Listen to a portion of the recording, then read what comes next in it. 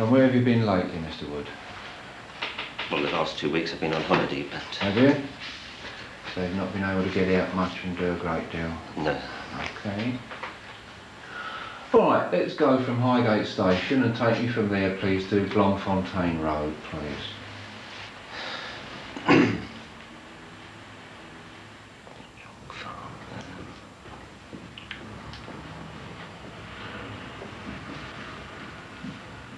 The examiners aren't there to catch you out. They're not there to make life difficult for you.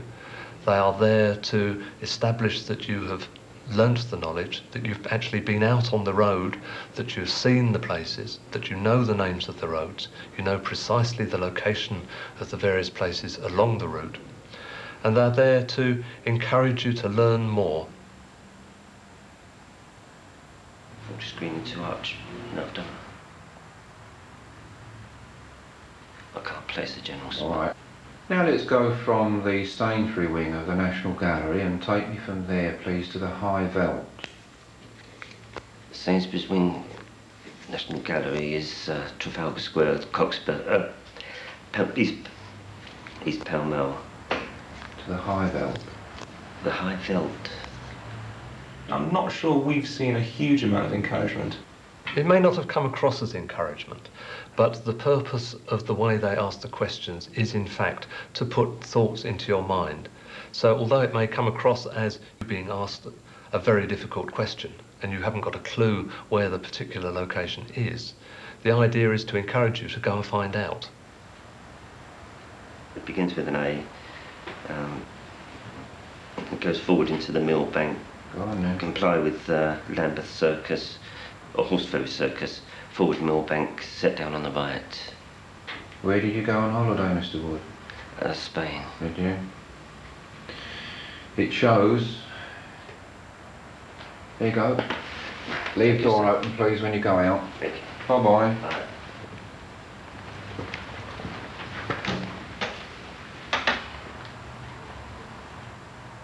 Do you think knowledge boys feel encouraged when they're in this building?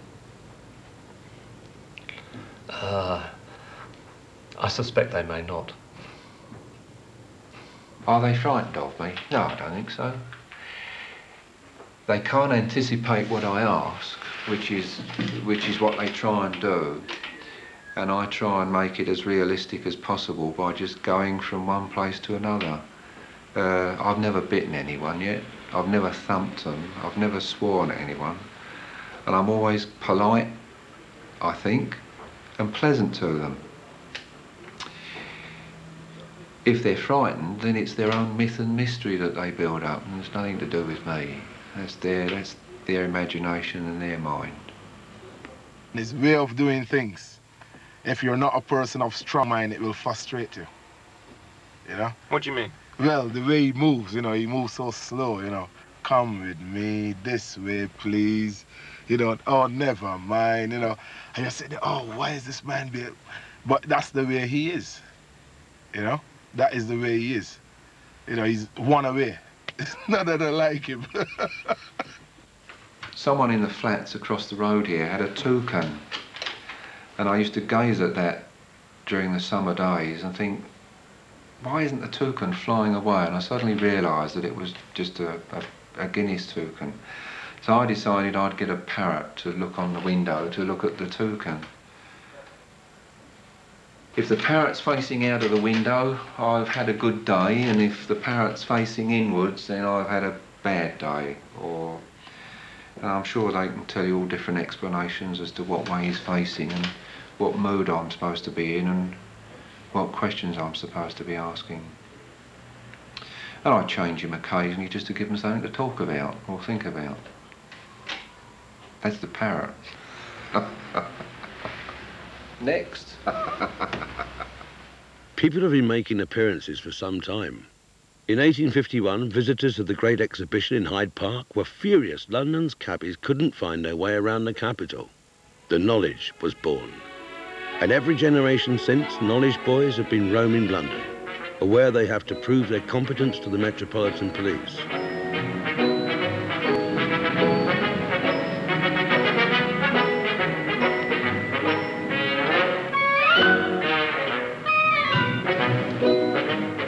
With the verbal test came regulations and stipulations aplenty. Not just about competence, but about character. Every cabbie's badge comes on a short leash attached to a buff manila file. Personal details are logged. Any complaints or misdemeanours recorded. A knowledge boy may finally make the leap from 2 wheels to 4, but the carriage office never quite loses its grip on the man or his vehicle.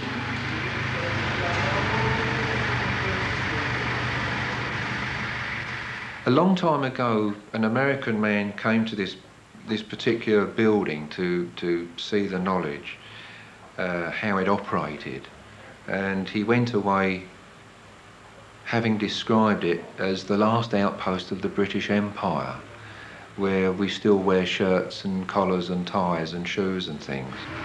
Well, like the handbrake, please. Foot brake, please. Present. Rear fog light. We try to maintain the standards which we think that members of the public require. If people are happy being driven around by people with designer string vests over beer guts, well then so be it. But we at least here try to maintain a standard that will meet the highest levels throughout the world.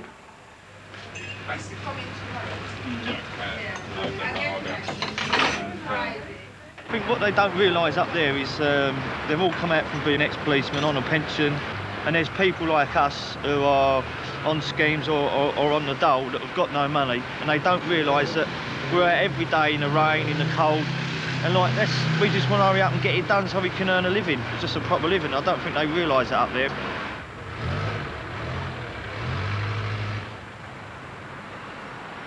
So, is there a pot of gold at the end of the knowledge? Ask the London Taxi Driver Association what cabbies earn, and they suggest contacting Taxi Newspaper. And they recommend calling the Fellowship of Hackney Carriage Officers, who aren't able to comment. The Inland Revenue are under the impression the average cabbie earns about £10,000 a year, after tax and expenses. Seems a rather small reward for at least 2 years unpaid labour on the knowledge. In fact, a figure 3 times that might be nearer the mark. Goosegreen roundabout, leave by East Stage Road, right Peckham Rye West Side, full Forest Hill Road. The penury of the apprenticeship could explain why at least 60% of people who start the knowledge never finish. But if you do stick with it, there is the occasional breakthrough. Like that moment when the jumble of maps and streets all falls into place. Full Camberwell Road, left by a place called New Church Road, right Southampton Way, left Commercial Way, right Peckham Mill Street, left Peckham High Street, right Clayton Road, right Consort Road, right Manhead Lane. Left into the Peckham Rye East side, falling Cheltenham Road, right Kelvington Road. It's not unlike the first time you could do your 7 times table. In knowledge boy jargon, seeing it.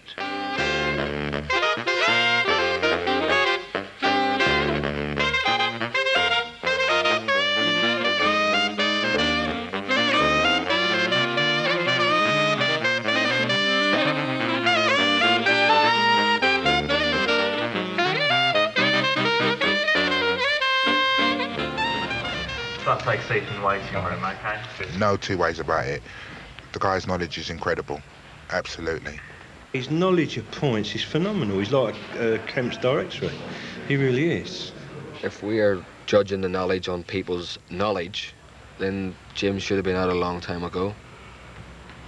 Leave on left Park Street, right Sumner Street, right Southwark Street, leave on left Lancaster Gate, left Bayswater Road, left Lancaster Terrace, right Westbourne Street, leave on the left Stanhope Gardens, forward Harrington Road, leave by Shepherd's Bush Green, forward into Goldhawk Road, right Chiswick High Road, set down on the right Southampton Street, right Maiden Lane, set down on left, into Oxford Circus, Oxford Street, set down on left, set down on left. Yeah, okay then, Mr. Nolan.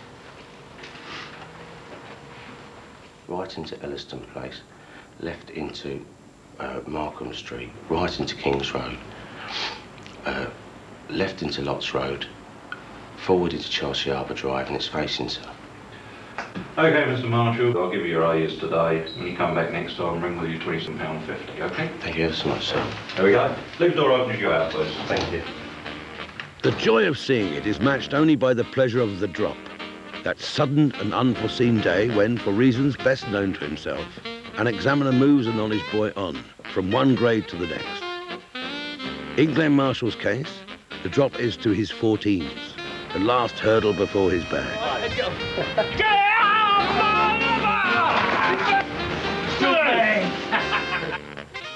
6 months on, it's no such luck for Jim. He may think he's seen it. The carriage office has other ideas. Okay. Leave the door open. He's been stuck on 28s for a while now. I've got another 28 days now for Mr. Howes, Mr. Orwell, Mr. Price. A little disappointed. No. You're a liar.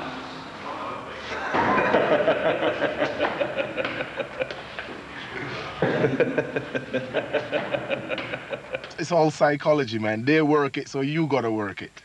You know, you do it in a diplomatic way, yeah? It's a wind-up, I feel. It's a game. It's all a game to test your character. And if you've got any sense at all, you don't bite it. You go with the flow, is that the word? And hopefully, you get it right eventually. You don't bite, you don't flare up, you do internally, but hopefully it doesn't show on your face. And then they think, well, you know, like, he's not going to start going silly when he's a cabbie. And once you've got a knowledge of this, and they know that your character's right, then they'll pass you forward. I think that's how it works. I think that's how the system works.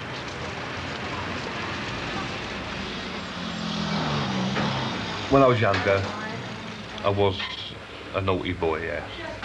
Like, people do change, you know. People grow up, they have children, they have responsibilities. I would say that if they got to do a character test on me, etc., then I'd agree with that.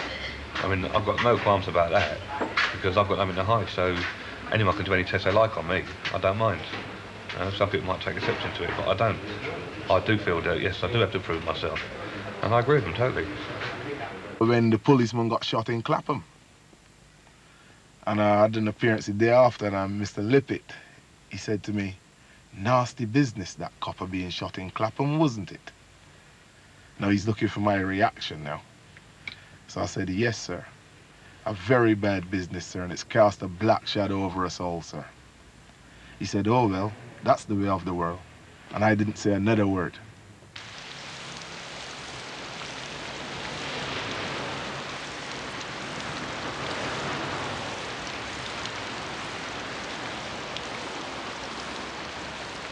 When I went for the salt on the Knowledge of London, Mr. Ong took the salt, and it's 3.5 years ago, and I remember like last night, one of his things he said is, if you've got hair, I want it cut, and if you ain't, I want it polished. And I'm lucky that Pat cuts me hair every time I have an appearance. Yeah, it's just... And it's just a religion with me. I do the old-fashioned style. That's it. But it suits me. Yeah. I'll do everything the Suits same me. every time I go. You don't want a lot. Set routine. A set You routine. don't want a lot. A set routine. And pray that I get it right. Pat, what's it like being married to a man on the knowledge? Hard. Very lonely, I must be honest with you. I mean, he's out on the bike and I have to do my own shopping, which I don't drive. And I have to carry such a lot. And where he used to take me. You know, and he's out so long, Sundays as well. You get very, very self-centred. But, as I said, please God, it'd be worth it. Yeah. And he has worked hard, so I can't. I do moan. Everybody's wife must Because moan. I'm on my own. It does something to me and I just don't like it, do I, Lou? No. I go, No. oh, horrible. And we do end up shouting because he do. keeps on and on. We're a pair of shouters. Yeah. You know, when he goes to school, you don't always come home happy, do you? No. If I've got the arm and we have had a proper row, then I'll just go And you out get at up 6 and o'clock go. and I'll Yeah. just go out. We've had more rows over the knowledge Knowledge than than we've had anything. anything. I must be, and that is the In all our gospel marriages, truth. that is. Yeah. That's the gospel That truth. is the truth.